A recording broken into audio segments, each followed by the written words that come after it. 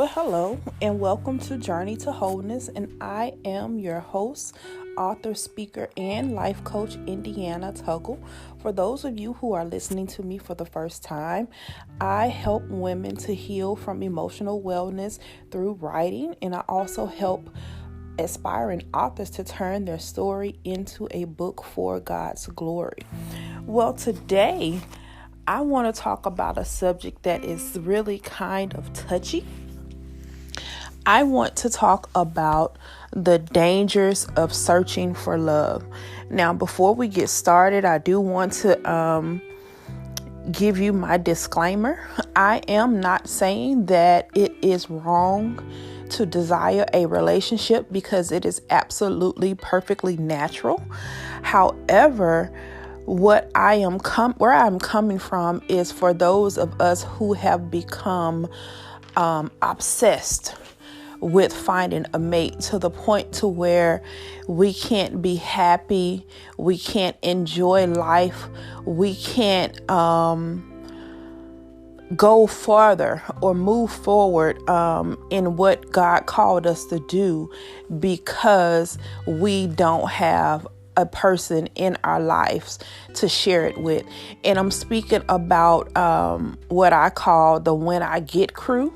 You know, when I get married, I'm going to travel more. When I get married, I'm going to buy a house. When I get married, I'm going to do this, and I'm going to do that.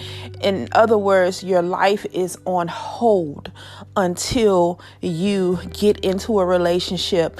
And then also another thing is we spend so much of our time talking about relationships and talking about each other and wanting to be in a relationship and what a man does and what a woman does and what a good person should be and how a good person should be, all of that. And what I've noticed is that we are in a season where there is an influx of coaches, relationship experts, and even ministries proclaiming to be singles groups, etc., focused on dating, focused on helping people become Mr. or Mrs. Right, focus on helping people to pray for their husband and all of these universities and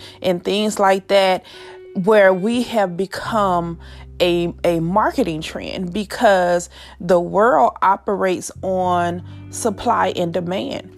And right now, if creation is groaning and creation is complaining and talking about being single, then it's a money thing. A lot of these coaches and gurus and even some ministries are following the money. Singles have become a get rich quick scheme. All I have to do is proclaim that I'm going to help you find a mate. I'm going to help you become a better person so that you can attract a mate. And I'm raking in the dough. And not to say that everybody is a fraud, but at the same time, because your desire of your heart to have a mate is so great, you can become easily prey, to the ones who are not doing it for the right reasons.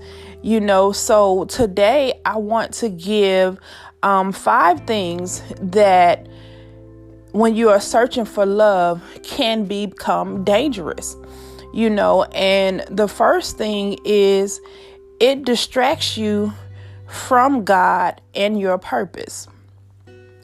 And the thing about it is we think we deserve a mate and we are owed one because of X, Y, and Z. I know for me, it was because I felt like I was living right according to God's will. I was doing what I was supposed to do. I was being abstinent. I had discovered my purpose and I was walking in it. But yet, 6 years later, 10 years later, I still hadn't found anyone. So I felt like I deserved it. And because I wasn't getting it, that disappointment made me stray away from what God had called me to do. Now, all of a sudden, I wasn't passionate about writing anymore. I wasn't passionate about following after my business or trying to grow my business, because I was also now disappointed that I hadn't found anyone, or that no one had found me. So we spend a lot of our times trying to make ourselves available to with extra activities. Now, all of a sudden, everything that we do, everywhere that we go, is dependent upon whether or not we'll meet somebody. I'll go to this place, or my favorite was, how many men gonna be there? Or I don't want to go there because it's always full of women. I'm tired of being around women all the time. So it affected my social life. And then we also try to make ourselves attractive to a man. We're thinking about money. What can I do to get more money? If I make more money, then maybe that'll make me attractive. If I become more fit, if my body is tight, maybe that'll make me more attractive. And we're justified because we're looking at so many people tell us, oh, well, men are visual, and women are always saying, well, he got to be financially stable. He got to have a lot of money. So now the men are they're chasing money, so that they can find a woman. So anytime you're doing something strictly and solely to meet and attract a mate, then you're beginning to make that thing a god. You're beginning to make that thing an idol. And then the flip side of that is we're doing all of this pursuing and chasing and trying to find, that we say we don't have time for God. Now, all of a sudden, we don't have time for what God called us to do. Now, all of a sudden, when we used to spend time with God every day, and I'm talking about me now, I was used to spend time with God every day, every morning in our quiet time, and sometimes, throughout the day, or spend a whole day just in God's presence. Now, all of a sudden, I don't have time. Now, all of a sudden, I'm too busy because my social calendar is full now. So I'm too busy for God. My work calendar is full now because I'm too busy for God. Now, all of a sudden, I'm working 50, 60 hours a week. I don't have time for God. Right? So anything that we put above our relationship with God becomes an idol. And that becomes dangerous because God is our shelter. Right? God is our peace. He is our protector. So if we're not spending time with God and trying to pursue somebody else, then we don't have the wisdom and we don't have the discernment to know who is for us. We like to talk about intuition, but there is no intuition without God. So if you're not getting his guidance, if you're not getting his wisdom, then how do you know if who you're meeting is the one that God has for you? And then if you don't know what your purpose is, how do you even know what you need? I did a podcast earlier in the episodes, and if you haven't listened to it, be sure to go back and watch it.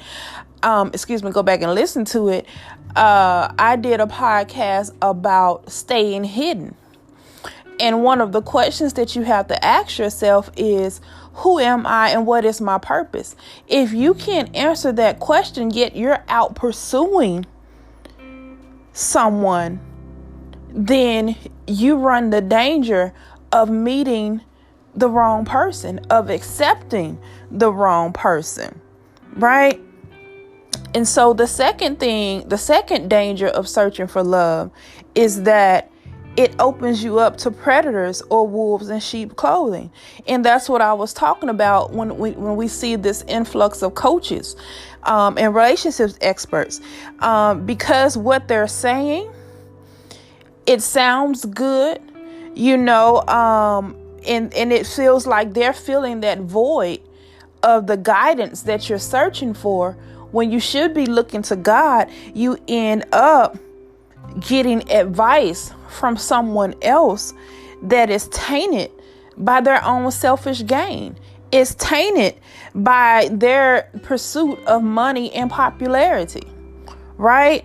And then their advice is also tainted by poor experiences. They really have no insight into who you are as a person, who you are in God, who you are in your journey, or even where you are in your journey. But because it sounds good and it sounds familiar, right? We tend to flock to it. Because the reason it sounds familiar is because they're speaking to every experience that you've had. And if not every experience you had, it sounds so similar because of its every hurt that you had. They're speaking to that, right? Where God speaks to our heart. God speaks to where we're going, not where we've been. He speaks to us about where we're going, and who we're becoming and what's possible when we release ourselves and submit to his plan, right? So because our heart and our poor experiences become a magnet, then we find ourselves drawn to these predators, right? And the third danger of looking for love is that we tend to look to be rescued. In my book, Saved, Single, and Frustrated, I asked a lot of singles around me, why do they want to be married? And I got a various of answers, including my own, of some wanted to get married for financial stability. They were tired of paying bills by themselves, tired of being Miss Independent. Some wanted to be married because they were ready to have sex, been on the abstinence journey for a long time, believing and withholding themselves until marriage, but their flesh wanted a mate. Their flesh wanted to have sex. So in their eyes, they needed to get married to do so. Some were lonely, looking for companionship, tired of doing life on their own, and then some just wanted to, or what it seems like, wanted to make a check mark on their goals list. They, in their eyes, they had accomplished everything else. They had bought the house, had the career, even had kids. Getting married was the only thing that they had yet to accomplish. So in that aspect, we tend to look for somebody else to come in and rescue us from our life, or what we have labeled as the undesirable parts of our lives, so we want somebody else to come in and rescue us and give us what we couldn't give to ourselves, so we're looking for a relationship as something to gain instead of what you can give. Joyce Myers is one of my favorite authors, and I listened to one of her messages, and she was talking about how you're not ready for marriage until you can define what benefits you can have to offer. And it reminds me of the topic that I hate so much, of everybody talking about, well, what you bring to the table. It reminds me of that. And in reality, we all have to know what is the benefit of someone being with us. What are we offering the other person? It has to be more about what you can give than what you can get, because marriage is about give and take. Yes, we all want to be happy, and yes, we all want someone to add to our happiness, because you should be adding to someone's happiness, not someone making you happy. But we all want that, but at the same time, we also have to want to make someone else happy or help someone else become happy. You want to add to somebody else's happiness. You don't want to bring drama and chaos and into somebody else's life. It should be a benefit to both parties, and I hear a lot of people, especially on social media, talking about, well, marriage isn't any benefit to a man. Well, if you feel like it's no benefit to you, then you're not ready. If I felt like it was no benefit to me, or if I was no benefit to somebody else, then I'm not ready. So we have to stop looking at a relationship as a way in which someone is going to come in and rescue us from our own misery. Which brings me to the fourth danger of looking for love, is that you end up finding temporary rest in your own brokenness. We are looking for somebody else to love us in spite of our past hurt, our past misfortunes, and our insecurities. And what I mean by that is, a lot of times we tend to skip the healing process, because healing requires us to be alone for a period. We want to skip that because we don't want to be alone, which, not wanting to be alone is another sign of brokenness. But we want to skip that, and we want to join with somebody to help us become better. Your desire is really based on your past mistakes. Your preferences, so to speak, is based on what you didn't get in the past. How somebody hurt you and what they did to hurt you. So now this becomes a preference of yours instead of what you truly need. And what happens is, hurt people really do hurt people. But because you refuse to heal, because you refuse to take that time to become whole, you end up settling for what you can get, which is, like spirit, misery loves company. You end up settling for somebody who is just as broken as you versus what you deserve. I remember the other day talking to some of my people on social media, and I was talking about a past relationship. And one thing that I had to do in my healing process is really take a moment and reflect on my past relationships and what actually drew me to those men. Because if I was completely honest with myself, none of the guys in my past lied to me about who they were.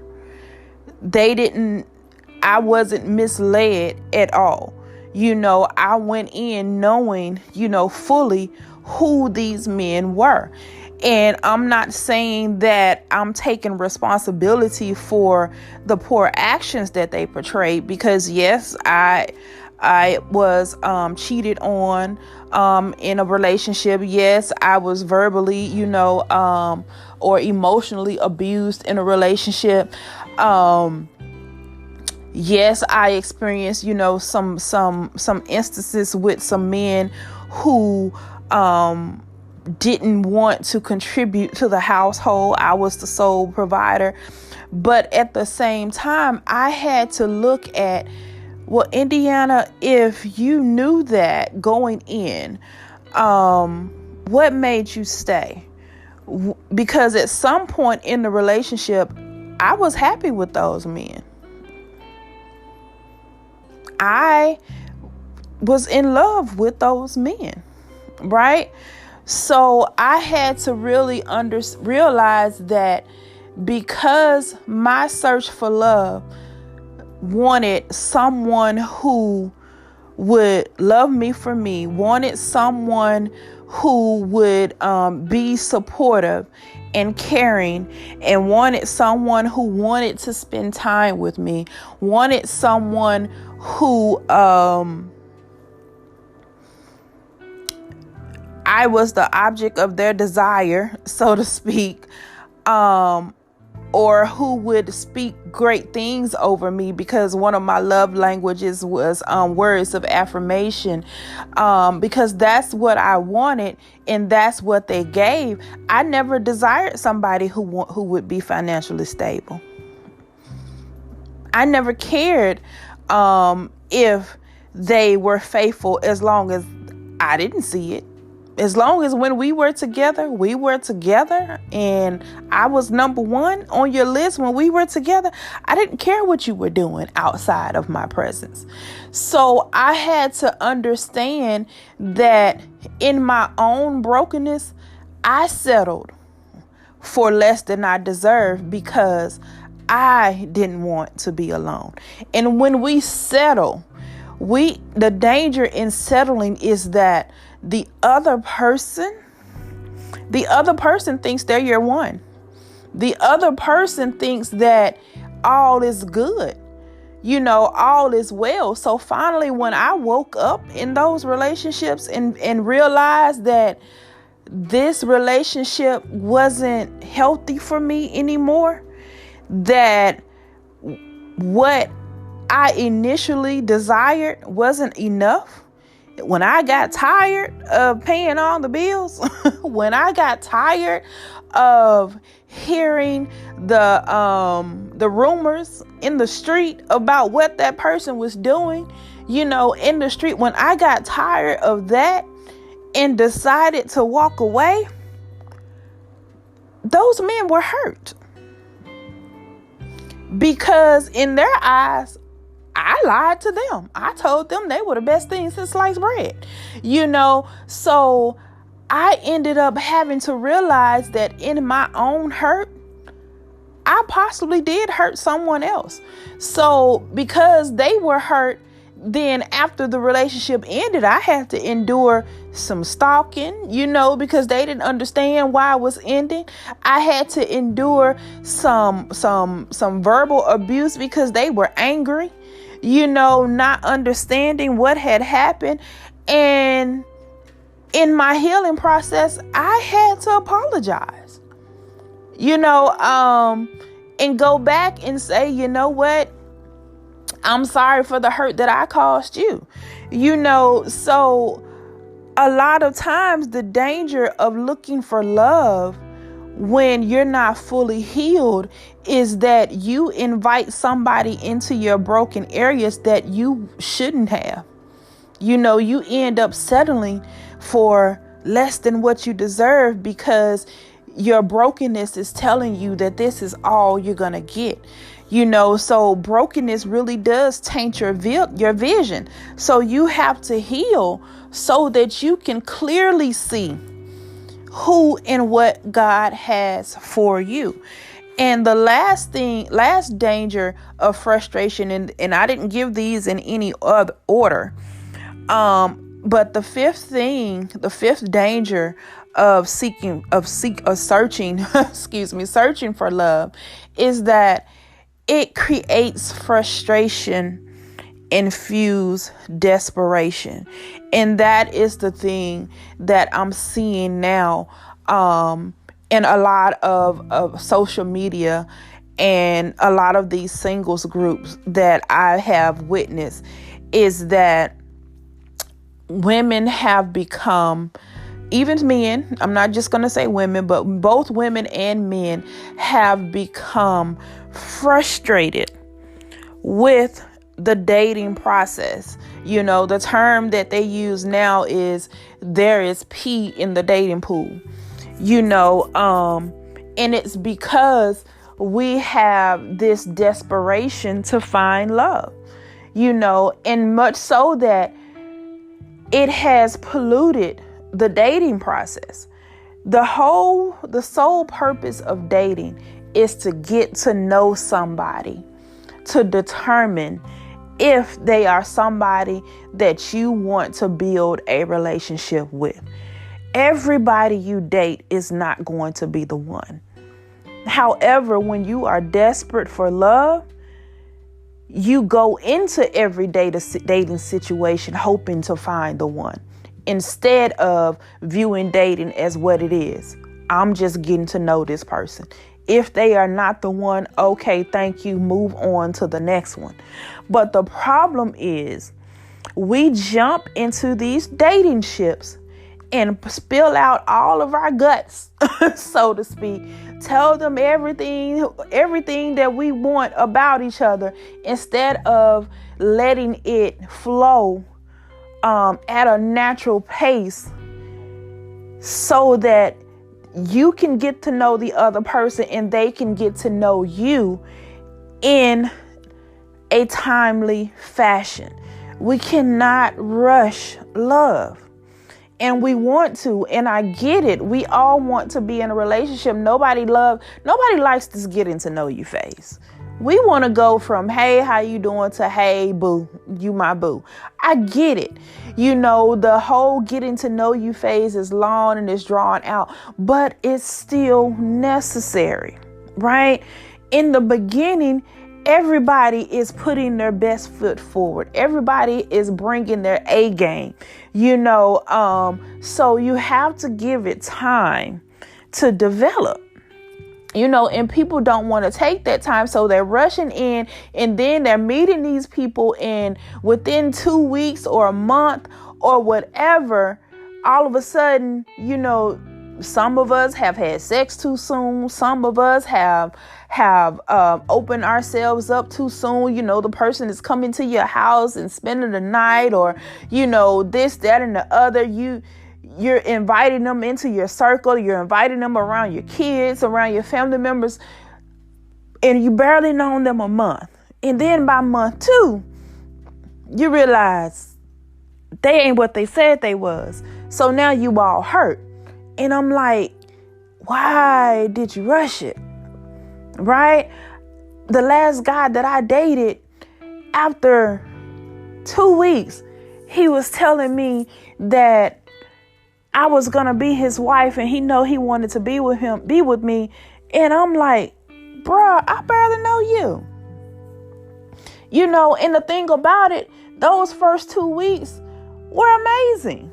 We was having a good time, good conversation, seeing each other, multiple times a week, even on the weekends. But the moment that he lost his job, where I thought he lost his job when actually he was working for a temporary service, and the moment that assignment ended, and now all of a sudden, he was stressed out about work, and we stopped talking, we stopped going out, we stopped spending time together, and he just drifted. And I was like, I didn't know it was because he had lost his job. I didn't know that till after we stopped talking, but I found out that this man really don't know how to communicate. Because if you had just said, I'm going through something right now and I'm trying to find work and this, and the other, I would have better understood why all of a sudden now you not calling. You not texting, we not spending no time together. But because I don't know that, all I know is, now I'm being ghosted. So, this relationship that you said you wanted and were building, that was a lie. So I just wanted to talk to you guys today from a different aspect of searching for love, and letting you know that sometimes it can be dangerous if we're not careful to keep first things first, which is our relationship and our purpose in God, and also submitting to the healing process. That's all our time for the day. I hope you have enjoyed this episode. Be sure to follow me on all social media platforms and to go to my website at www.indiewrites.com and check out my books and services. And always remember, there is purpose in your pain. Have a good Friday.